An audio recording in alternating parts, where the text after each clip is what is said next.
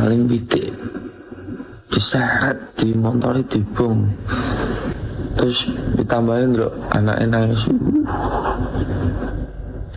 sana kehilangan pak itu kasih bayar sedih ya. Tolong dong, tolong jangan main lagi sendiri.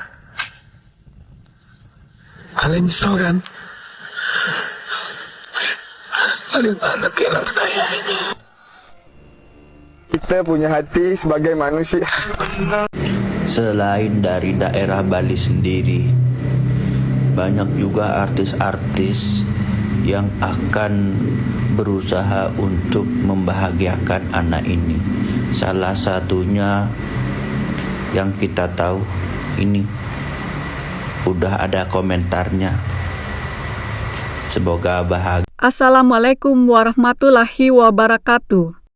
Halo teman-teman, selamat datang kembali di Hanel Surapento, Hanel yang selalu membahas dan mereaksi berbagai berita viral, artis, hingga reaksi para publik figur yang sedang ramai diperbincangkan.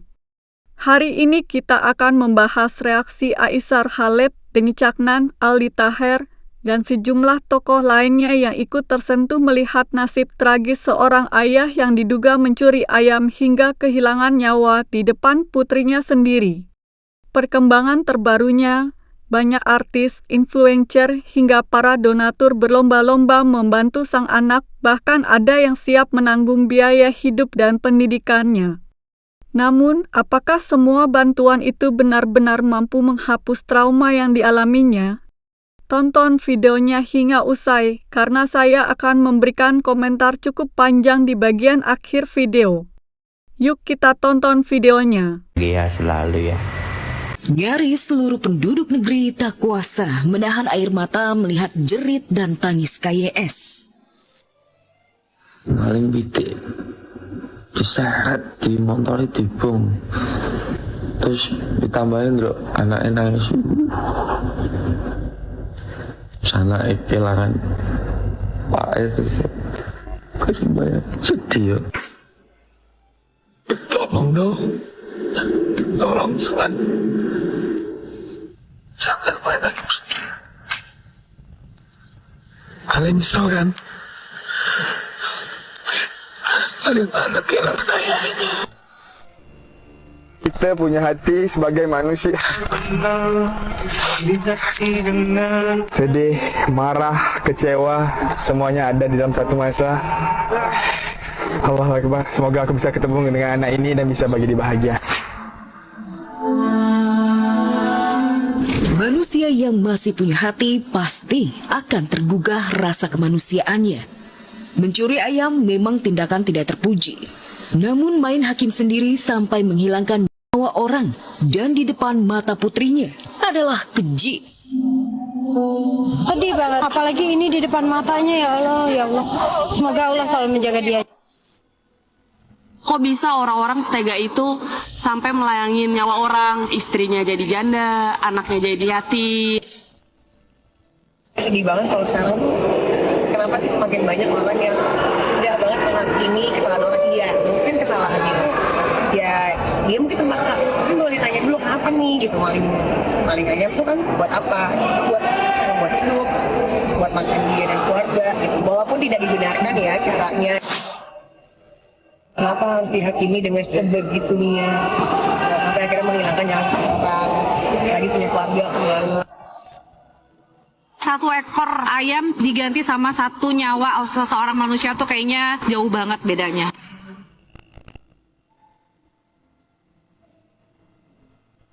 DYS bocah kelas 2 SD harus menerima suratan takdir, melanjutkan hidup tanpa hadirnya sosok ayah. Selebriti, tokoh masyarakat, influencer, dan pejabat setempat berlomba-lomba ingin mengobati luka KYS. Bantuan uang, janji menanggung biaya hidup dan biaya sekolah sampai sarjana, hingga banyak yang ingin menjadikannya anak angkat. Namun akankah ini bisa menghapus traumanya? Sangat miris banget ya. Masa sih orang Bali seperti itu gitu? Ya aku nggak nyangka aja sih, harusnya harus seperti itu ya, cuman maling ayam.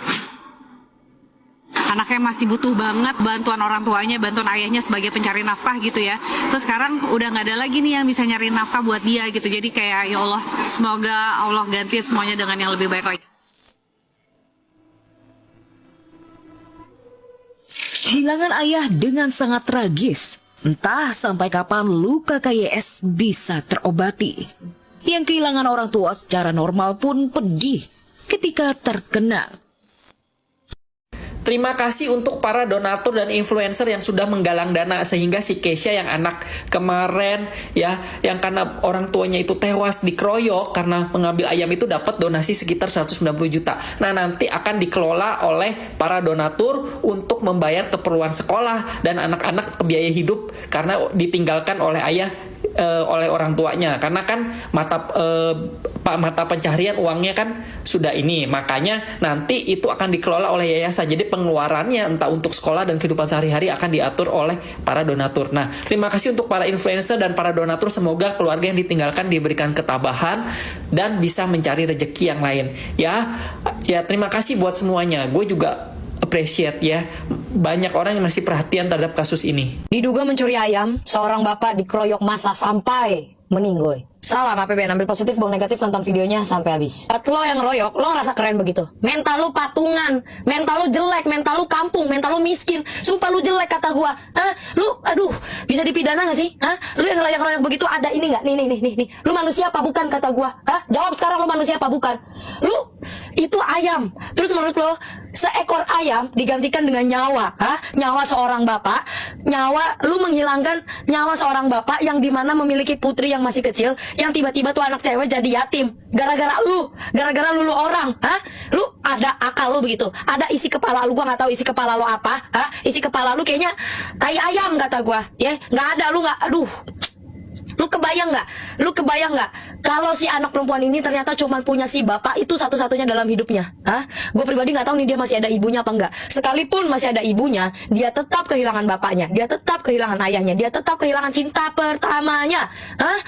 Sampai ngos-ngosan, gue sampai ngap dengan suara gue yang lihat di bindeng kayak gini ya, lagi serak kayak gini ya. Gue baca berita kayak gitu, wah berat banget ini konten buat gue, sumpah ya. Gue gimana lagi gue mau ngomongnya ya?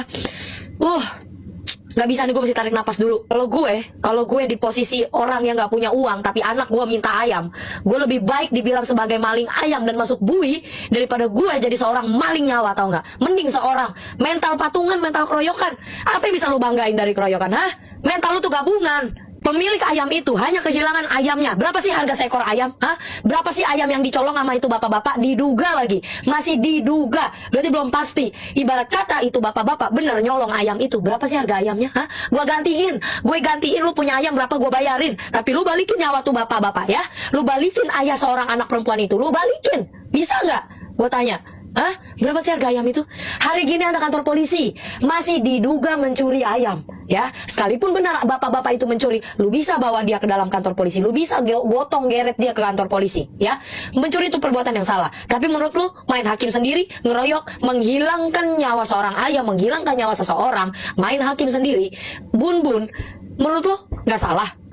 Lu yang ngeroyok tuh bapak-bapak nggak usah ngerasa keren. Nggak, lo nggak keren. Lo pecundang, lo pengecut. Lu main hakim, lu keroyokan, lu kampung, tahu? Lu orang yang punya ini nggak bakal setulul lu, nggak bakal segoblok lu, tahu lu? Sakit hati banget gua. Udah nggak bisa ngomong lagi gue. Gue udah nggak tahu lagi deh. Gue udah nggak tahu lagi, ya. Ayam, ini ayam. Allahu Akbar. Pemilik ayam hanya kehilangan ayamnya, tapi seorang anak kehilangan bapaknya, kehilangan ayahnya seumur hidup, kehilangan cinta pertamanya seumur hidup. Tangisanmu, Dek, itu tangisan aku juga. Mungkin tangisan seluruh warga Indonesia saat ini yang mengetahui berita hal itu. Ya, Dek ya. Duh. Gua harus... Hukum di Indonesia harus segera direvisi, guys.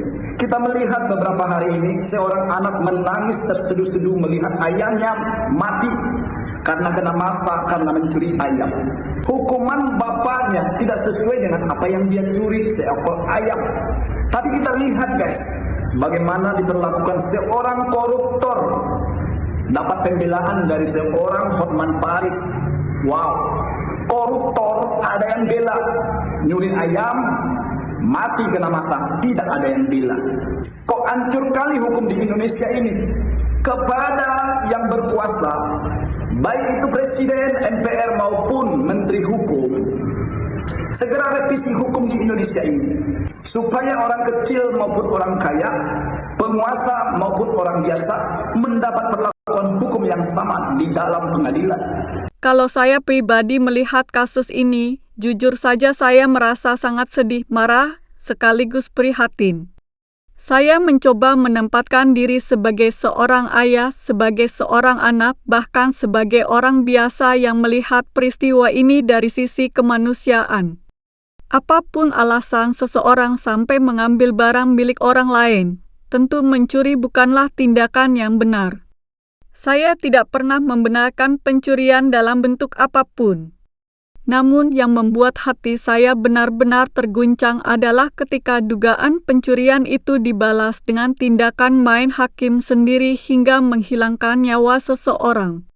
Menurut saya, disinilah kita harus mampu membedakan antara menegakkan keadilan dan melampiaskan kemarahan. Keadilan memiliki aturan, proses, dan hukum yang harus dihormati.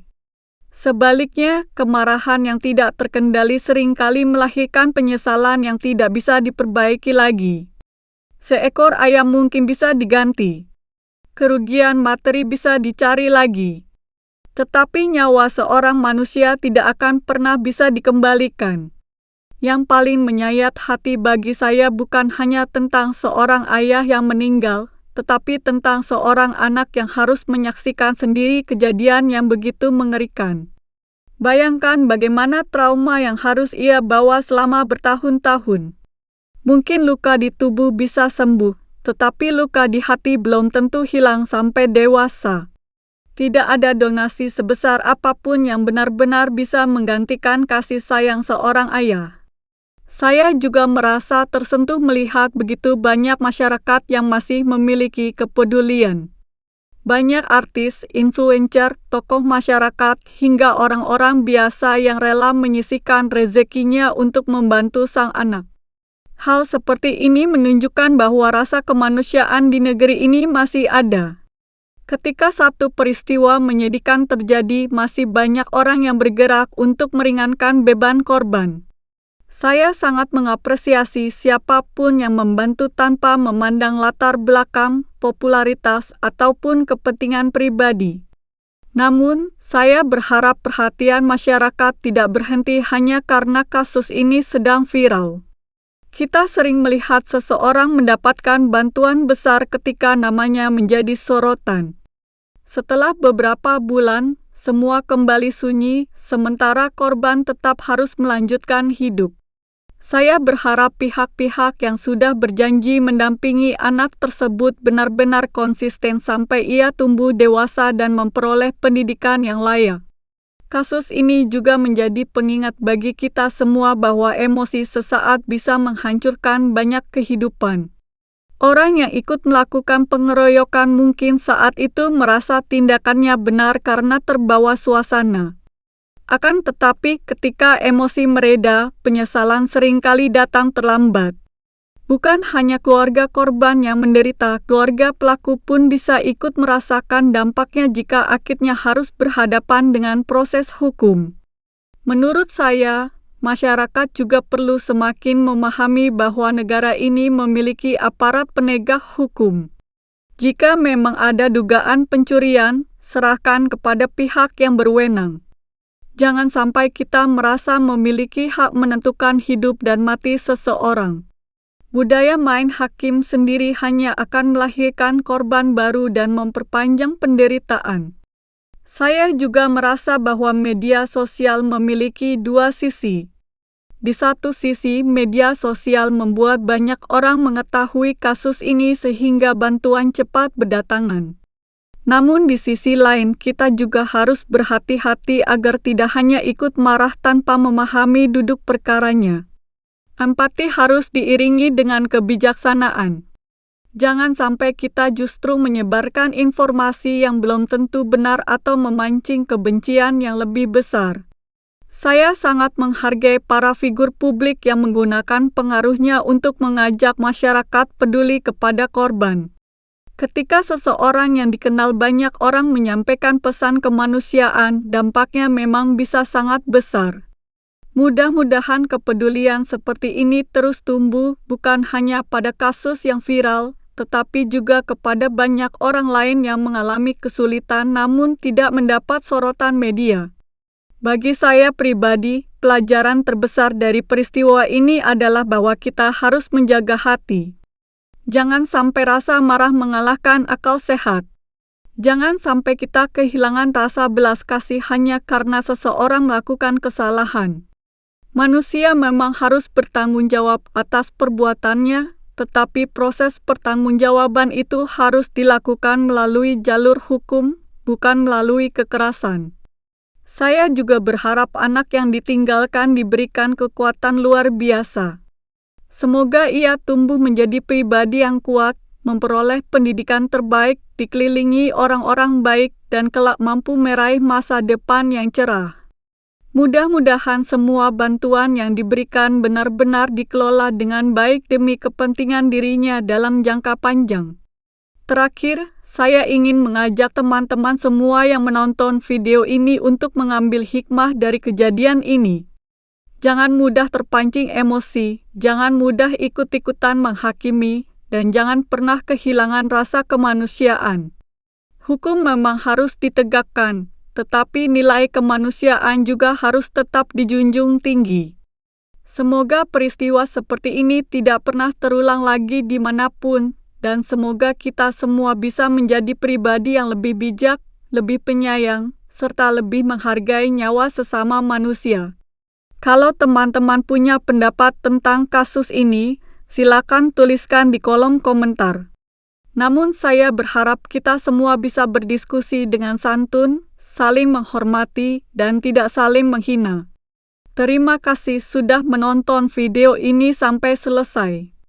Jangan lupa klik like, subscribe, aktifkan lonceng notifikasi, dan bagikan video ini agar semakin banyak orang yang ikut mengambil pelajaran dari peristiwa ini.